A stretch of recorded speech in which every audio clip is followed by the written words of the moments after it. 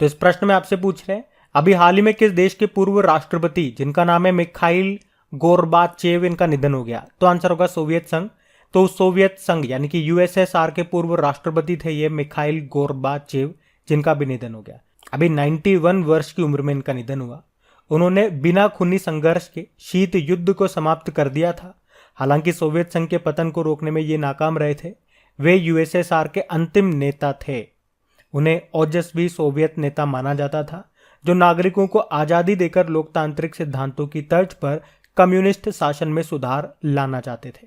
आपको बता दूं, उन्हें 1990 में नोबेल शांति पुरस्कार से भी सम्मानित किया गया था। नाम याद रखना इनका, क्या है नाम? Mikhail Gorbachev. बढ़ते आगे। तो फिर आपको बताना है, अभी हाल ही में भारत के प्रसिद्ध अर्थशास्त्री और तत्कालीन योजना आयोग के पूर्व सदस्य का निधन हो गया। नाम बताओ उनका। आंसर होगा अभिजीत सेन। तो भारत के प्रसिद्ध कृषि अर्थशास्त्री और तत्कालीन योजना आयोग के पूर्व सदस्य थे ये अभिजीत सेन, जिनका भी निधन हो गया। वे 2004 से लेकर 2014 के बीच में योजना आयोग के सदस्य रहे थे। उन्हें 2010 में सार्वजनिक सेवा के लिए पद्म भूषण से भी सम्मानित किया गया था। नाम था अभिजीत सेन, जिनका निधन हो गया। और अभिजीत से आपको याद आएगा अभिजीत बनर्जी का नाम। भारतीय अमेरिकी अर्थशास्त्री हैं ये। 2019 में एस्थर डुफ्लो और माइकल क्रेमर के साथ अर्थशास्त्र का नोबेल पुरस्कार जीता था इन्होंने। और सेन से आपको याद आएंगे अमर्त्य सेन। 1998 में अर्थशास्त्र का नोबेल पुरस्कार पाने वाले ये पहले भारतीय थे, या यूं कहूं पहले एशियाई व्यक्ति थे ये। उसके बाद 1999 में भारत का सर्वोच्च सम्मान भारत रत्न भी इनको मिला था। अमर्त्य सेन नाम तो सुना ही होगा, नाम याद रखना। बढ़ते आगे। इस प्रश्न में आपसे पूछ रहे हैं, अभी साइरस मिस्त्री का निधन हो गया। वे किस कंपनी के पूर्व चेयरमैन थे? तो आंसर होगा टाटा सन्स। टाटा सन्स के पूर्व चेयरमैन रह चुके साइरस मिस्त्री का अभी मुंबई के पास सड़क हादसे में डेथ हो गया है। अच्छा, एक प्रश्न का उत्तर आप लोग देना, अभी भारतीय इंटरनेट के जनक के नाम से कौन प्रसिद्ध थे जिनका अभी निधन हो गया? अच्छा क्वेश्चन है, उत्तर दो और बताओ कितने पुरानी चीजें आपको याद है। और अगर आप इसका उत्तर नहीं दे पाते हो ना, इसका मतलब आप पुराने जो फैक्ट है पढ़ते तो हो लेकिन आपको याद नहीं रह रहे हैं। क्यों याद नहीं रह रहे हैं? ऐसा नहीं आपका दिमाग कमजोर है, आपका दिमाग अच्छा है, लेकिन आप उसे सही तरीके से इस्तेमाल नहीं कर रहे हो। चीजों को, पुरानी चीजों को याद रखने का तरीका होता है, उसको टाइम टू टाइम रिवाइज करो। आप लोग रिवाइज नहीं कर रहे हो, और रिवाइज नहीं कर रहे हो तो आपको चीजें याद नहीं रह रही है, हैंस प्रूव्ड।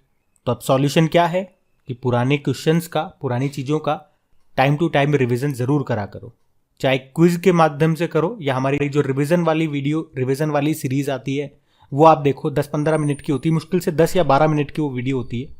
डेली उसको देखो, उसमें एक दिन पहले के करंट अफेयर्स का रिवीजन होता है, साथ में आपको 5-6 महीने पुराने 10-20 क्वेश्चन का हम रिवीजन करते हैं करंट अफेयर्स का, वो भी आपको मिलेगा। कुछ स्टैटिक क्वेश्चंस, कुछ पुराने एग्जाम, प्रीवियस ईयर एग्जाम में क्वेश्चन पूछे गए हैं, उनको भी हम उसमें कवर करने की कोशिश करते हैं, चाहे 10 ही क्वेश्चन क्यों नहीं करें। तो आप देखो 10 से 12 मिनट में कितना कुछ आपको मिल रहा है। अब आप ही उसका फायदा नहीं उठाओगे तो फिर कौन उठाएगा? आप नहीं उठाओगे, कोई और उठा लेगा। बाकी फिर आप ही अपने लिए सीरियस नहीं हो तो कौन क्या कर सकता है। खैर, हम बढ़ते हैं आगे। चलो बताओ, हाल ही में रामचंद्र मांझी का निधन हो गया। वे क्या थे? वे रंगमंच कलाकार थे। तो लोंडा नाच को विश्व में पहचान दिलाने वाले व पद्मश्री से सम्मानित 92 वर्षीय भोजपुरी कलाकार रामचंद्र मांझी का भी पटना, बिहार में निधन हो गया।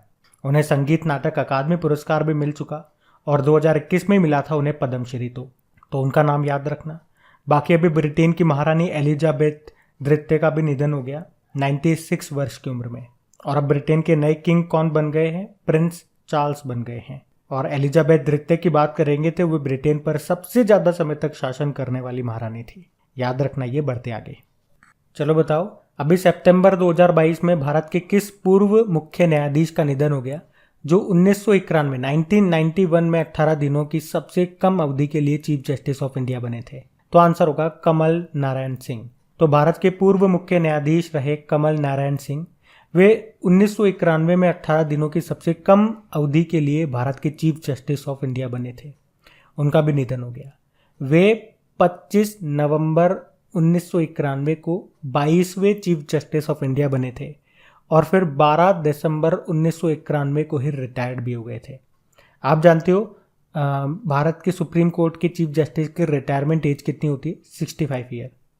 अच्छा, यहाँ से आपके मन में दूसरा प्रश्न आएगा, अगर ये सबसे कम समय के लिए चीफ जस्टिस ऑफ इंडिया थे, तो सबसे ज़्यादा समय तक के लिए अभी तक चीफ जस्टिस ऑफ इंडिया कौन होंगे, यानी कि सबसे लंबा कार्यकाल अभी तक किसका रहा?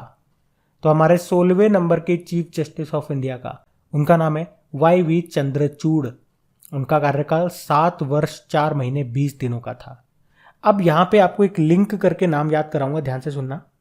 चंद्रचूड़ से आपको याद आएगा DY चंद्रचूड़। ये सुप्रीम कोर्ट के जज हैं जिनको अभी आपको याद होगा नालसा यानी कि नेशनल लीगल सर्विस अथॉरिटी, राष्ट्रीय विधिक सेवा प्राधिकरण का 31वां कार्यकारी अध्यक्ष बनाया गया। अपॉइंटमेंट वाले सेक्शन में पढ़ा था हमने, याद आया। और किनका स्थान लिया इन्होंने? UU ललित का स्थान लिया। UU ललित अभी 3 महीने के लिए भारत के ये 49 नंबर के चीफ जस्टिस ऑफ इंडिया बने। नवंबर तक ये रहेंगे और नवंबर के बाद जो हमारे अगले चीफ जस्टिस ऑफ इंडिया हैं वो यही है DY चंद्रचूड़। ये आपको एक्स्ट्रा में याद रखना है। बाकी DRDO के चेयरमैन अभी समीर V कामत बने, ये भी इंपॉर्टेंट नाम है, याद रखना। बढ़ते आगे। अब बताओ, अभी सितंबर में ब्रजबासी लाल का निधन हो गया। वे क्या थे? पुरातात्विक थे। तो प्रसिद्ध पुरातात्विक थे ये ब्रजबासी लाल, जिन्होंने 1970 के दशक के मध्य में राम जन्मभूमि स्थल पर खुदाई का नेतृत्व किया था, लेकिन इनका भी निधन हो गया। उन्हें 2021 में पद्म विभूषण मिला और सन 2000 में पद्म भूषण मिला था लाल। अच्छा, अभी एक और पुरातात्विक का निधन हो गया था, रामचंद्र नागास्वामी उनका नाम था। वे तमिलनाडु सरकार के पुरातत्व विभाग के पहले निदेशक थे। आप जानते हो भारतीय पुरातत्व सर्वेक्षण आर्कियोलॉजिकल सर्वे ऑफ इंडिया की अभी नई डायरेक्टर जनरल बनी थी, उनका नाम है V विद्यावती। और ये प्रश्न कई बार एग्जाम में आता है कि आर्कियोलॉजिकल सर्वे ऑफ इंडिया के संस्थापक कौन रहे? अलेक्जेंडर कनिंघम, जिसकी स्थापना होती है 1861 में। मुख्यालय आपको मिलेगा नई दिल्ली में, ध्यान रखना ये। बढ़ते आगे। फिर बताओ, अभी सितंबर 2022 में पूर्व भारतीय टेनिस खिलाड़ी और डेविस कप कप्तान का निधन हो गया। उनका नाम बताओ। नरेश कुमार। तो पूर्व भारतीय टेनिस खिलाड़ी और डेविस कप कप्तान नरेश कुमार का अभी 93 वर्ष की उम्र में निधन हो गया। उन्होंने 1952 में डेविस कप में भारत के लिए पदार्पण किया और रिकॉर्ड 101 विंबलडन मैच खेले। उन्होंने अपने करियर में 5 सिंगल्स खिताब भी जीते। और सबसे इंपॉर्टेंट पॉइंट कि वे 2020 में Dronacharya life time achievement award पाने वाले पहले टेनिस कोच बने थे। नाम था नरेश कुमार। यहां से देखो, एक और स्टैटिक प्रश्न आपका तैयार हो गया। डेविस कप का संबंध किस खेल से है? तो आंसर होगा टेनिस से। टेनिस में 4 ग्रैंड स्लैम होते हैं, आपको पता है ना। Australian open, French open, Wimbledon open और US ओपन। अब आपके लिए एक होमवर्क प्रश्न है। ये चारों ग्रैंड स्लैम आपके हो चुके हैं 2022 के। इसमें वुमेन सिंगल टाइटल और मेन सिंगल टाइटल किसने जीता, ये आप लोग बताइए कमेंट बॉक्स में। हम कई बार पढ़ चुके हैं डेली करंट अफेयर्स में, अभी आपको बताना है, हम बढ़ेंगे आगे। फिर आप बताइए, अभी हाल ही में वॉलेरी पोलाकोव का निधन हो गया। वे क्या थे? वे एक अंतरिक्ष यात्री थे। तो अंतरिक्ष में सबसे लंबे समय तक अकेले रहने का रिकॉर्ड इन्हीं के नाम है। ये सोवियत अंतरिक्ष यात्री थे जिनका नाम था वॉलेरी पोलाकोव, जिनका भी 80 वर्ष की उम्र में निधन हो गया। उनके नाम अंतरिक्ष में 437 दिनों तक रहने का रिकॉर्ड है। तो इनका नाम एक तो याद रखना है आपको। और सोवियत संघ यानी कि USSR से एक और व्यक्ति का नाम आपको याद आएगा, मिखाइल गोर्बाचेव। ये सोवियत संघ के अंतिम नेता थे जिनका अभी निधन हो गया कुछ दिन पहले ही। और इसी तरह से कुछ समय पहले एलेक्सी लियोनोव का भी निधन हुआ था। वे अंतरिक्ष में पहली बार चहलकदमी करने वाले रूसी अंतरिक्ष यात्री थे। अच्छा, अगर मैं आपसे पूछूं अभी यूनाइटेड अरब अमीरात की पहली महिला अंतरिक्ष यात्री ये कौन बनी, तो आंसर होगा नोरा अल मतरूशी।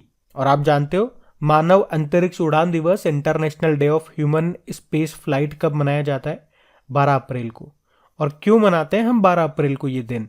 तो सोवियत संघ के नागरिक थे यूरी गागरिन, जिन्होंने 12 अप्रैल 1961 1961 को वोस्टॉक नाम के एक अंतरिक्ष यान से पहली अंतरिक्ष उड़ान भरी थी। और इस तरह से वे अंतरिक्ष में जाने वाले पहले व्यक्ति बने थे यूरी गागरिन।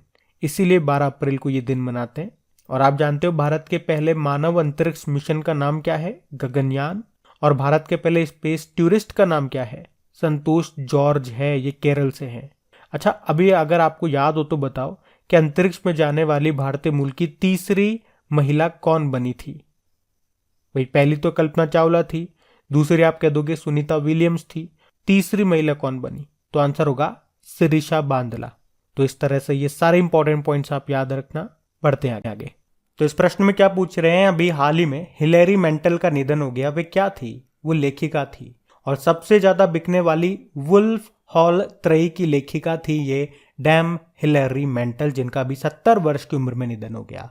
हिलेरी मेंटल, इन्होंने 2009 में वुल्फ हॉल के लिए और 2012 में इसके sequel bring up the bodies के लिए यानी कि 2 बार बुकर पुरस्कार जीता था।